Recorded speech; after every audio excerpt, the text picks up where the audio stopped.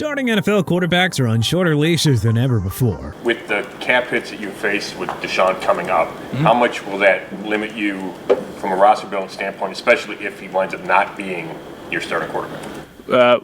We'll be able to build the team.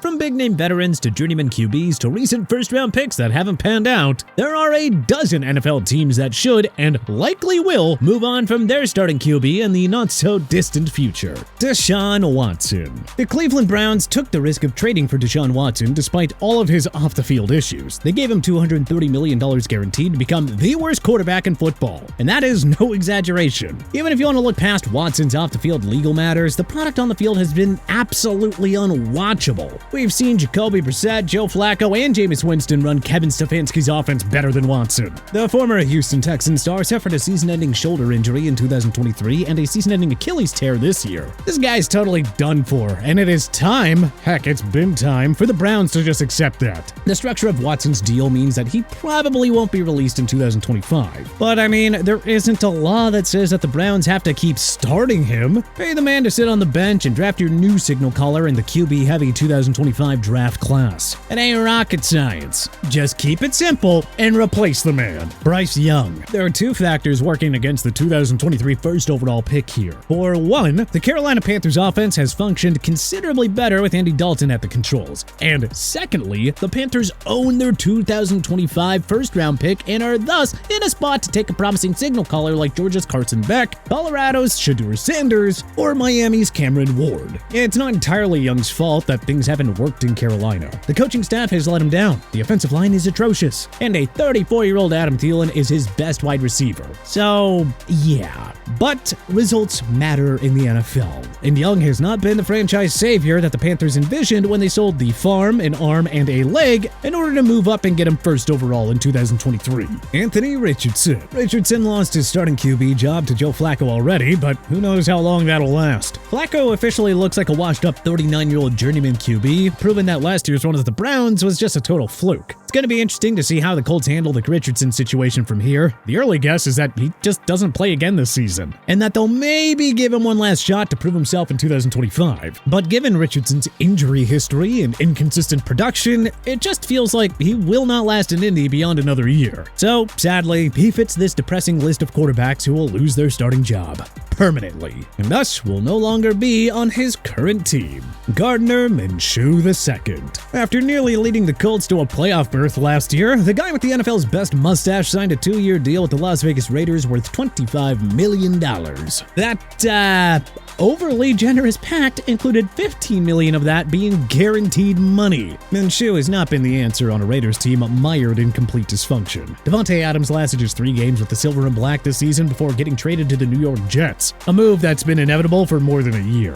Minshew was benched mid-season and lost his starting job to sophomore Aiden O'Connell. That didn't last long, as AOC played just 2 games before suffering a fractured thumb in Week 7 in a loss to the Los Angeles Rams. The journeyman QB played so poorly over the next 2 weeks that the Raiders benched Minshew in favor of third-stringer Desmond Ridder, who, by the way, does not exactly have a track record of NFL success. What we can tell you is that Minshew, O'Connell, and Ridder will not be starting QBs in Vegas next year. Since Minshew has seen the most action this year between the 3, he takes the entry here by default. Also, side note, Shedeur Sanders would look absolutely amazing in a Raiders uniform. Just saying. Will Levis. It once felt like a steal when the Tennessee Titans moved up to select Will Levis in round 2 a year ago. Remember, some projected the big-armed Kentucky quarterback to be a top 10 pick that year. Levis had an uneven rookie year, losing 6-9 starts. However, he did show some flashes with 8 touchdowns and only 4 interceptions, highlighted by his stunning comeback win over the Miami Dolphins on a Monday Night Football road game. Levis's sophomore season has been a complete disaster, however, even with the marquee free agent additions of Calvin Ridley, Tony Pollard, and Tyler Boyd. Making matters worse for Levis is the fact that career backup Mason Rudolph engineered the offense a lot better during the latter's absence to injury.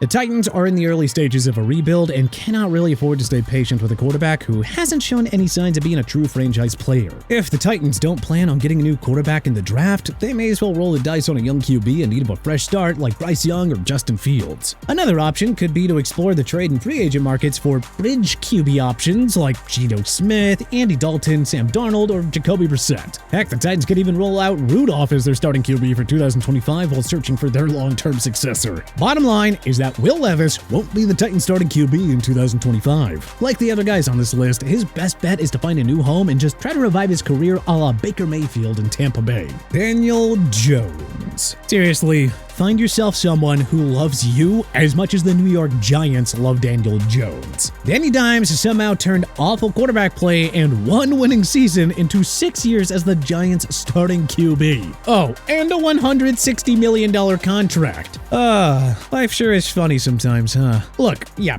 we know. It's the Giants, and it'd be a very Giants thing to give Jones his 7th season. But surely, this has to be it for him, right? Like, this has to be the final straw. He has been a bottom 5 QB every year, minus 2022, since entering the league in 2019. The Giants can get out of his contract after this year with minimal financial ramifications. They too will be in a good spot to get one of the top quarterbacks in the 2025 NFL draft. They gotta move on from him. They just need to. But hey, all the best to Jones in his post-Giants endeavors. Let us hope that they actually pull the trigger. Gino Smith. Smith was a feel-good story when he led the Seattle Seahawks to the postseason in 2022, earning Comeback Player of the Year honors after completing a league-leading 69.8% of pass attempts for 4,282 yards and 30 touchdowns against only 11 interceptions. But Smith just hasn't come close to replicating that success ever since. He had a rock-solid, albeit less impressive 2023 season, but has really just looked like his old New York Jets self with a painfully inconsistent 2024 campaign.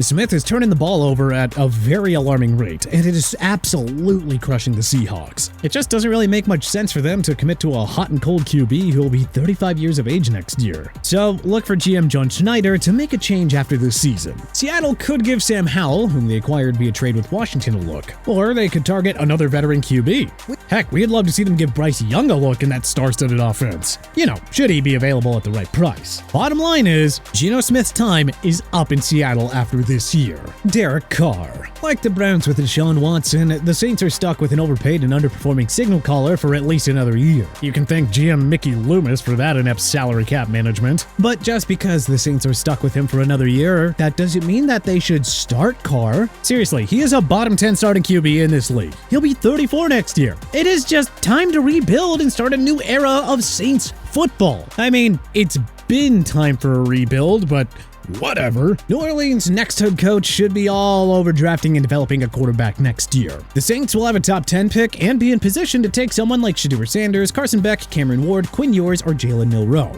So sit Carr in 2025 and release him in 2026. Play the new kid next year, problem solved. Sam Darnold. Darnold has been the ultimate feel-good story for the Minnesota Vikings. The bust label has been shed after disappointing stints with the Jets and Panthers, though Darnold again can't be blamed entirely for the letdowns there. But come on, this is as clear-cut of an explanation as it gets, folks. J.J. McCarthy is the Vikings guy long-term, not Sam Darnold. Minnesota traded up to select the Michigan product 10th overall, so trust us, they wouldn't have taken the Wolverines product if they weren't that sold on him. As fun as Darnold has been this year, I think it's safe to say that he's a product of Kevin O'Connell's offensive system. McCarthy will walk into an offense with Justin Jefferson, Jordan Addison, and TJ Hawkinson and take over as the starter next year. Alright, with that cleared up, moving on. Kirk Cousins. Normal logic would tell you that Cousins is here in Atlanta for the long run. After all, he's turned the Falcons into playoff contenders and just signed a 4-year deal worth $180 million, with $100 million of it being guaranteed. But folks, the Falcons didn't draft Michael Penix Jr. 8th overall to sit behind Cousins for more than 2 years. They obviously view Penix as a player with a much higher upside than Cousins, and they're not gonna wait until 2028 to start him. Now don't get us wrong, as good as Cousins is, this feels like an Aaron Rodgers, Jordan Love situation that we had in Green Bay.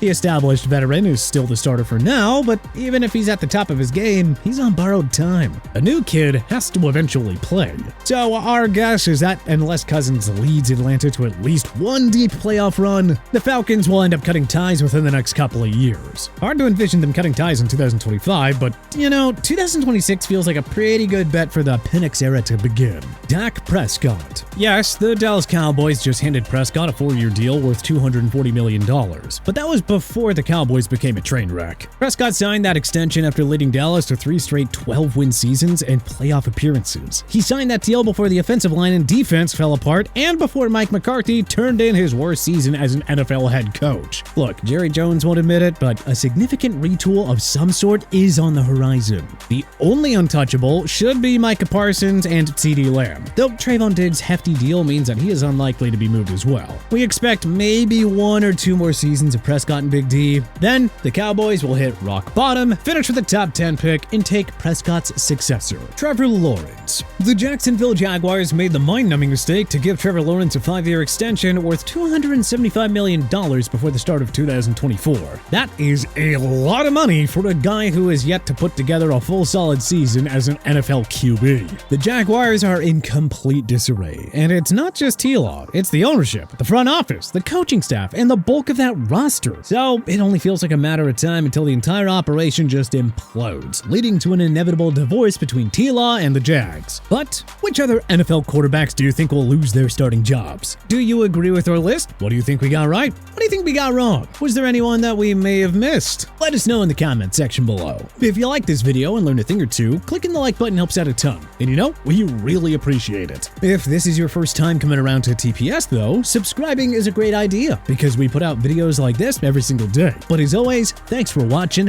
and we'll see you guys next time.